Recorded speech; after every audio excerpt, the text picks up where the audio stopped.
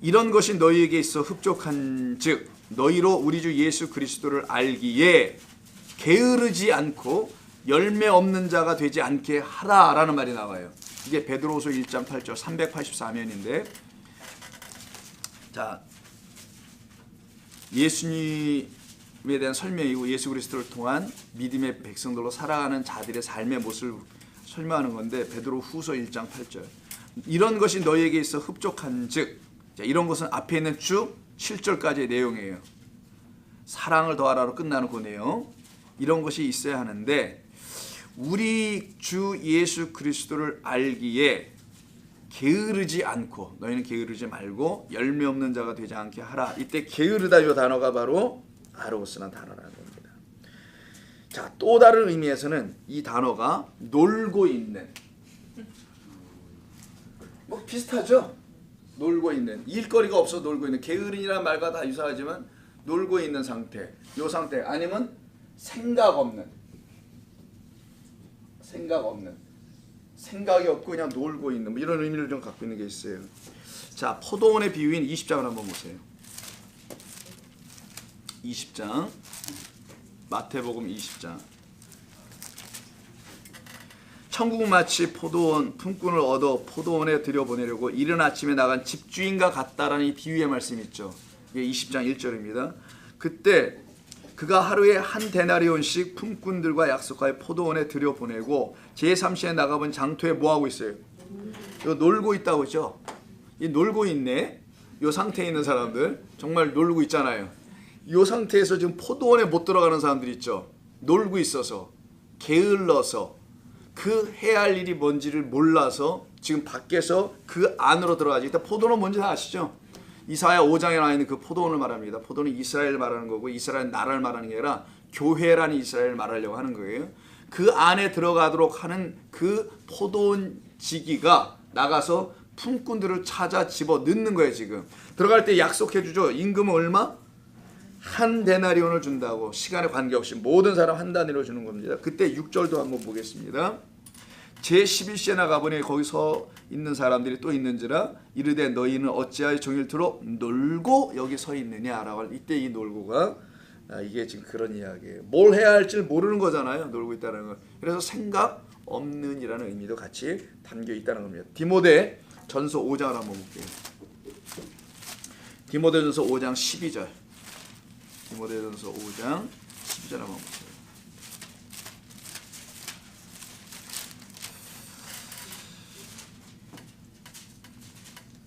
디모데 전서 5장이면 12절 13절. 처음 믿음을 저버렸으므로 정죄를 받느니라. 또 그들은 게으름을 익혀 집집으로 돌아다니고 게으를 뿐 아니라 쓸데없는 말을 하며 일을 만들며 마땅히 아니할 말을 하나니. 자, 이게 지금 교회에 대한 이야기를 하고요. 어떤 잘못된 성도들에 대한 이야기를 하는 건데, 뭐 말 실수하고 뭐 쓸데없는 짓 하고 뭐 집집마다 돌아다니면서 보호성을 치고 뭐 이런 얘기를 한다는 게 아니고요. 뭐 겨울에 주로 하는 게 그런 거잖아요. 뭐 600 치고 미나토 치고 뭐 그런 얘기하는 것이 아니라 그 말하지 못하는 자들을 말하는데, 이때 쓰는 게 이제 게으르다는 말이 여기서 또 한번 나옵니다. 이런 배경을 갖고 있는 게 은인데, 자, 은이라는 것을 통해서 우리가 동시에 또 알 수 있는 게 뭐냐면, 은이란 게으르고 나태하며 결국은 어떠한 것도 생산해낼 수 없고 열매 맺을 수 없는 상태로 만들게 하는 그 어떤 것이 은이라는 거예요. 이해되시나요? 그것으로 성전 짓고 있다는 것이죠. 생산해내지 못해, 생각하지 못하게 게으름이라 만들어내. 이렇게 하게 하는 그 어떤 것이 은으로 비유가 되는 거예요. 그 은 가지고 나가지 말라. 그런 거 주지 말라라는 거예요. 이게 바로 은이라고 볼 수 있습니다. 즉 그건 다른 말로 하면 우리의 수고, 우리의 공적. 그래서 아까 에르곤이 있죠. 이거 갖고 나가지 말라는 의미를 이미 담아놨던 것이겠죠. 은 안에는 그것으로 하지 말고 오직 은혜로 그들에게 거저 주는 것처럼 하나님의 공로로 값없이 의롭다 하심을 얻은 자란 사실을 알았다면, 그렇게 값없이 의롭다 하심을 얻은 그리스도의 은혜 십자가를 가서 전해주라는 거예요. 그것으로 그들이 지어지도록 하라는 겁니다. 세 번째, 동으로 갑니다. 동은 칼코스라고 해요. 브론즈라고 하죠. 영어로는 칼코스 이렇게 써야 되겠다. 칼코스 이렇게 쓰는데, 자, 이 칼코스라는 단어인데 이게 브론즈 이렇게 쓰기도 하고요. 카프라고도 하고 영어로 있는데, 자, 이것을 설명하는 데가, 자, 마가복음의 대표적인 것은 마가복음 12장. 이건 마가복음에서 좀 보겠습니다. 12장 41절부터. 자, 41절부터인데 이해를 돕기 위해서 그 위에서부터 제가 읽게요. 38절부터. 예수께서 가르치실 때 항상 성전이죠. 이르되 긴 옷을 입고 다니는 거 랍비들이 하는 겁니다. 시장에서 문안 받는 거 바리새인들을 받아요. 왜냐면 그들이 고귀하거든요. 율법을 완벽하게 지키는 사람들이 그냥 쩔쩔매 그 앞에 가면 그냥 주눅 들어. 일단 완전히 그런 사람들에서 문안 받는 것과 회당의 높은 자리와 회당장이겠지 뭐로 잔치의 윗자리를 원하는 서기관들을 삼가라, 주의하라.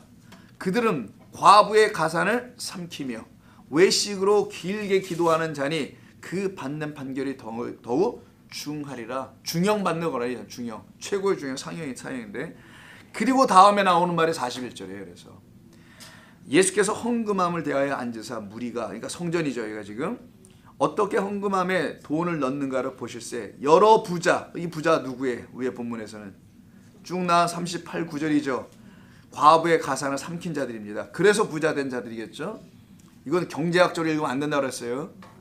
부자는 많이 넣는데 가난한 자, 그 부자가 아니에요. 돈 많은 자가 아닙니다. 율법 잘 지키는 성경적 관점에서 보라는 거예요. 그 서기관과 바리새인들은 자기들이 갖고 있는 그 부가 있어요. 우린 이만큼 했어. 난 이만큼 나의 공로로 난 채웠어. 난 그래서 상을 받기에 합당해. 이게 아직 불태워지지 않아서 그래. 그게 지금. 그러니까 그걸 내세운단 말이에요. 근데 그게 불살라지는 게 은혜란 말이에요. 아까 고린도전서 읽은 것처럼. 그래서 불살라지고 하나님의 은혜로 구원받는 것이 돼야 되는데 그것이 아직 안 돼 있는 상태예요. 이해되시죠?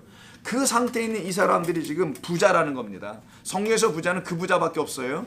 하나님의 말씀을 오해해가지고 잔뜩 딴짓을 하는, 그래서 그것을 자기의 행위, 거룩한 행위, 무슨 행위 이런 걸로 다 채운 사람들, 그래서 부자가 된 사람들, 많은 걸 갖고 있으니 많이 넣어요. 그래서 헌금함에 드릴 게 있다라는 거야. 하나님 나 이렇게 왔어요. 한 주간 나 이렇게 살았어요. 얼마나 제가 잘 살았어요. 하나님 말씀 그대로. 막 그런 사람. 그런데 한 가난한 과부예요. 다 뺏겼으니 과부가 위에서 나왔잖아요. 가난한 과부는 와서 두 렙돈 곧 한 고드란트를 넣는지라. 그리고 여기 설명이 붙어 있죠. 여러분 성경에 각주에 있는 분은 1번 헬라 시대 동전의 명칭이라 되어 있고요. 뭐가? 렙돈이라는 말이.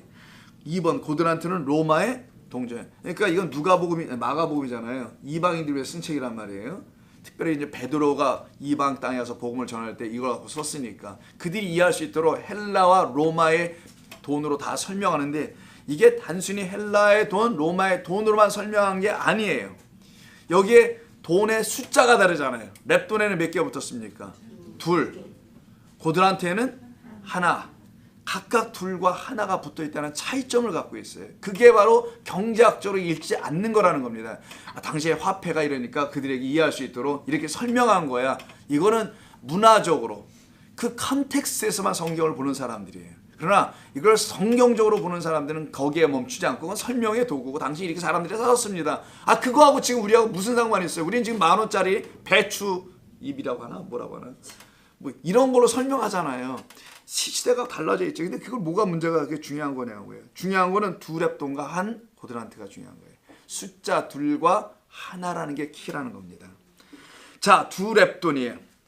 이것을 말할 때 지금 나오는 이야기인데 이때 조금만 좀 더 읽어볼게요. 두 렙돈 곧 한 고드란트를 넣는지라. 예수께서 제자들을 불러다가 이르시되 내가 진실로 진실로 너희에게 이르노니 이 가난한 과부는 헌금함에 넣는 모든 사람보다 더 많이 넣었도다. 그들은 다 그 풍족한 중에서 넣었거니와 늘 부유해. 늘 부유한 자들이. 이 과부는 아주 가난해. 돈이 없어서 가난함이 아니죠. 가난한 중에서 자기의 모든 소유 곧 생활비 전부를 넣은. 이게 어떤 목사들이 쓰는 방법 아니겠어. 헌금. 아니 여러분들은 하나님 다 주시는데 뭐가 그렇게 고쳐서 헌금하는데 그냥 찔찔 짜고 얼마를 책에 써야 될지 그 쓸 때마다 마음이 오르락내리락하고 그래서 해야 되겠습니까? 믿음 있는 사람들이. 이 산더러 명하여 믿음 이런 저길로 이런 때 쓰는 용어가 저기 탁 나와 있어. 여기 보니까 모든 소유 생활비 과부도 드렸는데 이러면서 막 목에 힘주면서 전부를 아이고 또 전부까지 나왔네. 전부를 얻지 않느냐. 그리고 이가 축복받잖아요. 축복 받았어요. 결혼만 있어요 여기. 거기다 또 이게 만배의 축복까지 또 여기다가 붙이죠. 자, 아주 적당한 그런 본문이 나왔던 것 같아요. 거기에 쓰기에. 자, 이런 말로 여기 되어 있는 게 아닐 거고요. 자, 모든 소유를 갖다 넣죠. 누가 모든 소유를 다 헌금하며 넣습니까? 미치기 전에는 안 넣습니다. 미치기 전에는 안 넣어요. 둘 중에 하나. 미쳐서 안 넣든 미쳐서 넣든 둘 중에 하나로 넣든 안 넣든 할 거예요. 누가 모든 소유를 넣어? 여러분 모든 소유 넣어요? 아이고, 꿈에도 생각해 본 적도 없죠 여러분. 아예 무슨 말씀을 그런 건 잘못된 가르침이에요라고 여러분 당당하게 얘기하죠. 모든 소유를 다 넣으라고 하면은 이런 거기 또 아멘이 막 나오죠. 아멘 나죠. 그건 잘못된 가르침이에요. 모든 소유를 넣다니요. 근데 여러분 모든 소유 넣어야 된단 말이에요. 사실은 성경 이대로 돈이라는 모든 소유를 넣는 게 아니라 다른 모든 소유를 넣어야 된단 말이에요. 여러분이 갖고 있는 게 다른 게면 되는데 그게 여러분의 전부면 되는데 그 그리스도가 전부면 되는데 그게 전부가 아니니까 다른 게 있다는 걸 제가 알아. 그래서 그 전부를 드리라고 그럴까 봐 겁나는 거야. 그래서 그런 거는 잘못된 복음이에요라고 얘기를 하는데 사실은 아니에요. 모든 소유를 다 넣어야 된단 말이에요. 그게 바로 그리스도라는 거예요. 그래서 두 랩돈이라고 얘기했던 거예요. 둘 하나의 뭐 고드란트 랩돈인데 랩돈 자 둘과 하나예요. 그래서 둘은 예수와 그리스도를 말하는 설명의 도구이고요. 하나는 그 둘이 결국은 또 하나란 말이에요. 하나 안에 둘이 있는 것이니까 그걸 말하는데 그래서 결국은 뭘로 드렸다고 설명합니까? 둘에서 하나로 넘겨가잖아요. 다섯 둘 하나로 가는 것처럼 마치 둘에서 결국 하나로 설명을 끝까지 한 번 더 하죠. 마가가 아주 친절하게 사람들의 화폐 단위를 기억하게 해주려고 설명한 게 아니라 그리스도 그 여인이 드린 게 무엇인지 그게 전부라고 하니까 이게 둘의 돈이 그걸 다른 말로 하나가 또 전부라잖아요. 이 여인이 갖고 있는 둘이 전부고 이 여인이 갖고 있는 하나가 전부야. 여러분은 그런 전부를 갖고 있냐는 거예요. 물어보는 거야. 이게 성경이 지금.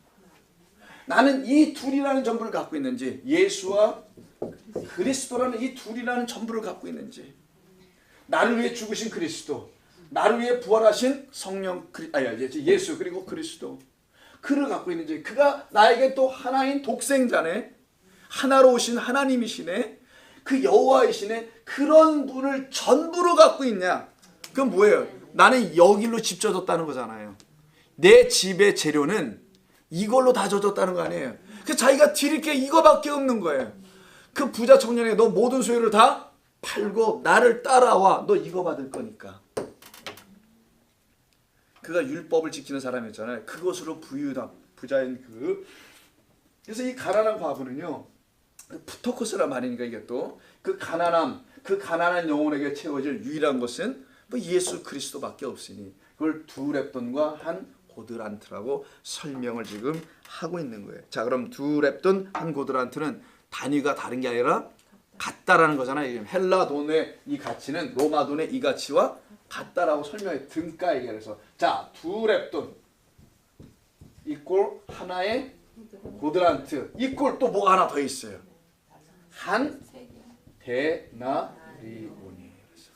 아까 포도원에 비유해서 똑같이 이렇게 가는 거예요. 그래서 이거를 뭐 하겠대요? 품꾼들 들어오기만 하면은 이거 주겠다고 하잖아. 이 한 데나리온을 예수 그리스도를 말하는 설명입니다.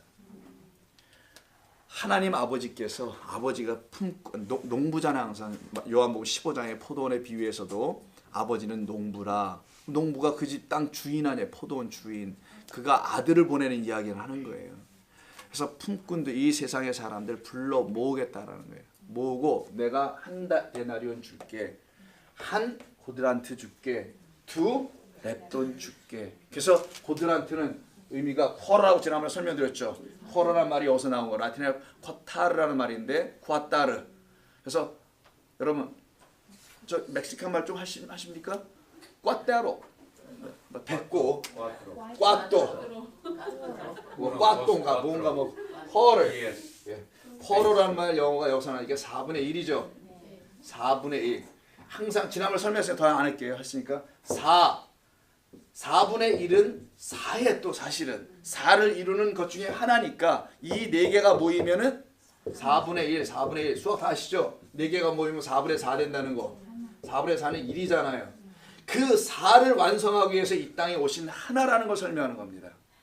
코드란테스라는 단어가 그렇다는 거예요. 그래서 두 코드란테스로 말하지 않고 하나의 코드란테스로 얘기하는 거예요. 그걸 갖다가 마태복음 5장 30 몇 절에 적어놨는데 5장 26절 지난번에 설명했으니까 마태복음 5장 26절에서 이게 주일날 설명한 거야. 지난주에 설명한 거야. 저도 헷갈리네요. 마태복음 5장 26절에서 한 푼이라도 갚지 아니하면 너 그 옥에서 나올 수 없다라는데 그때 그가 뭘 바치러 갈 때 그 성전에서 제단에다가 예물을 바치러 간다는데 그 예물이 아니라 선물입니다. 원래는 자기가 받은 걸 선물이라고 해요. 받은 그 선물을 다시 바치러 가는 거예요. 이게 지금 그 선물은 하나님이 주시는 거야 되는 거예요. 그걸 다시 바치러 가다가 생각해 보니까 내가 내 친구랑 싸운 게 기억나. 이거 정리하고 가서 하나님께 예물을 드려야지. 깨끗한 마음으로 가야지. 라고 가르쳐 왔단 말이에요. 지금까지는. 여기에 고개 끄덕끄덕하면 안 되고요. 그렇게 그 본문을 가르쳤는데 그런 게 아니고 그렇게 되지 못하면 너 그 예물 안 받아. 너는 그런 예물을 드릴 수가 없어. 라는 걸 설명할 때 그때 마지막 쓴 게 한 푼도 안 갚으면 이런 말씀이에요. 한 푼이라도 갚지 않으면 그 옥에서 난 나오지 못해. 이 세상이라는 곳에서 세상의 지옥 옥에서 너는 나올 수가 없어. 너를 대신하여 갚아줄 한 푼이 너에게 있지 아니하면 그때 한 푼이 코드란테스에게 그때 에스카토스라는 말 안 쓸게요. 에스카토스 코드란테스라는 말인데 마지막 한 푼, 마지막 한 코드란트라는 거예요. 이 땅에 하나님께서 마지막으로 보내신 하나의 독생자 그 코드란테스라는 그분 4분의 1로 이 땅에 오신 그분. 그래서 예수님이 십자가에 달릴 때 그 옷이 4조각으로 찢겨져 나누어 갖게 되는 거예요. 그걸 주시러 오신 분이라는 걸 설명하기 위해서 자 그와 같은 말을 여기서 지금 쓰시고 계신 것이 지금 동이라는 말인데 이 동이 어디서 나오냐.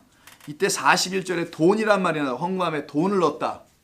돈 있잖아요. 아까 마가음 12장 41절에 그게 동전이란 말이에요. 이 단어 어디 있어?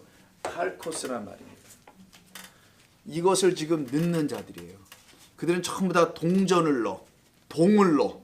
근데 어떠한 여인은 이거를 넣어요. 넣는 자체가 달라. 바리새인과 부자 됐다는 그 사람들 있잖아요. 그들은 요걸 넣었다라는 거예요. 동전, 코인을 넣었다는 게 아니라 이거 넣었다라는 걸 얘기하는 거예요. 이 단어가 써 있으니까 거기에. 근데 이 여인은 지금 뭘 넣냐면은 코드란테스를 넣었다라는 거예요. 지금 한 데나리온으로 이 땅에 오신 예수 그리스도를 전부를 다시 그 예물 선물로 하나님께 내놓은 자. 우리가 내놓을 건 그분밖에 없다는 걸 설명하죠. 그러니까 동이라는 것은 성전에서 헌금 예물로 드려야 하는 그 어떤 것을 말한다는 거예요.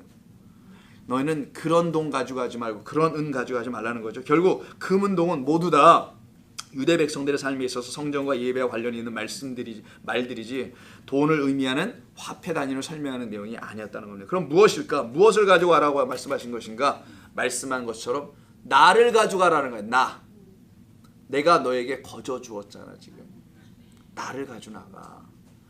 내 이름 가지고 나가는 거야. 그리고 내 이름으로 짓는 거야.